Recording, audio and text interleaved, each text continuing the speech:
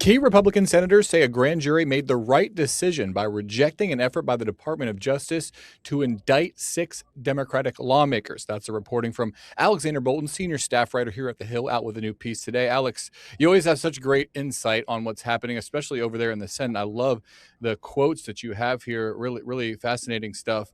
Let's just set the table a little bit. This all stems from this video that was made by these lawmakers. It urged military service members to disobey unlawful orders. Jeanine Pirro, the U.S. Attorney for the District of Columbia, had attempted to secure criminal indictments of these lawmakers, but that was rejected by grand jurors. You've been getting some reaction from senators. I want to start with Republicans, and I want to note here some of these statements that you've got, pretty amazing statements from Republican senators criticizing the Trump administration, and not necessarily kind of the usual suspects among Republican senators who often criticize the president. Tell me what you've been hearing.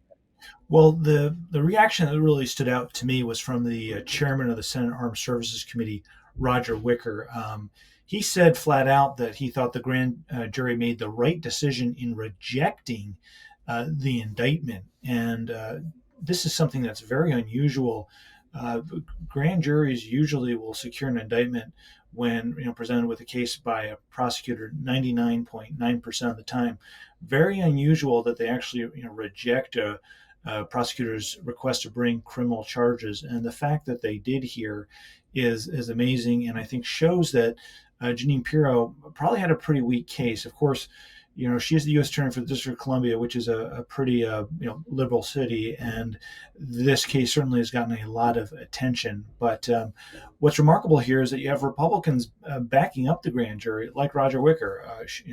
They made the right decision. Another Republican I spoke to, Mike Rounds, who faces a primary this year and re-election, he needs Trump's support. And what his comment to me was the system worked the way it's supposed to. And then, of course, you have people who are more critical of the Trump administration. Lisa Murkowski came out with a very strong statement. She called bringing criminal charges against sitting senators reckless and punitive. She said, "I'm glad that the grand jury came back and rejected the indictments, but I think it is a very disturbing direction that the administration has taken in basically trying to make criminals out of sitting lawmakers who effectively pointed out what the Uniform Military Code of Justice says." And what that Code of Justice says is that service members should not obey illegal orders. That has become a hallmark of Western jurisprudence since World War II, when when the German soldiers try to defend themselves, or when German officials try to defend themselves by saying they were just following orders. In this country, there's a standard: if you're given an unlawful order, you do not follow it.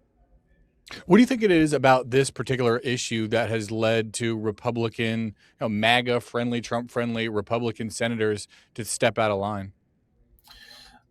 I think this is one of the rare instances, and it happens from time to time, where the allegiance to the institution of the Senate itself trumps the allegiance to the Trump White House. And we've seen this on Trump's calls to get rid of the filibuster, which he has made repeatedly in his first term and in his second term. He wants Senate Republicans to get rid of the filibuster so they can pass his agenda quickly and seamlessly. Republicans have consistently rejected that because they feel it would destroy the institution. Here, I think there's a similar principle operating.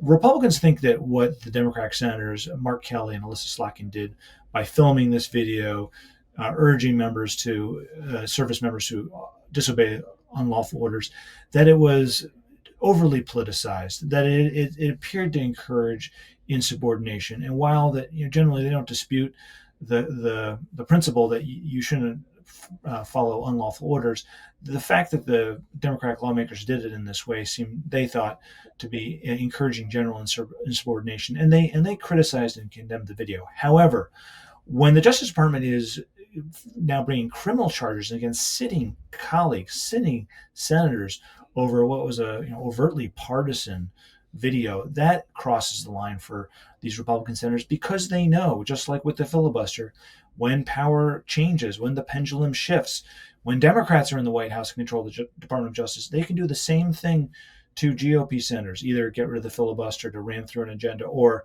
bring criminal charges because of political speech.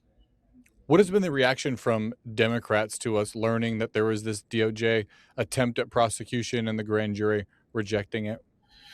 Well, I mean, surprise. I wouldn't say disbelief, because with the Trump administration, with President Trump, I mean, he is, and his administration is breaking the norms all the time. I mean, they are do not feel constrained by past practice and past precedent. So for them to do something that hasn't been done before is, I don't think is a shock to either Republican or Democratic senators. But even so, this came close to shocking people on Capitol Hill. I'll quote, Richard Blumenthal, he's a former U.S. attorney. He's a former state attorney general for Connecticut. He's a member of the Judiciary Committee. He called it absolutely unprecedented and outrageous, and he called it out as an effort to silence and intimidate public officials and everyday Americans who are critical of this administration.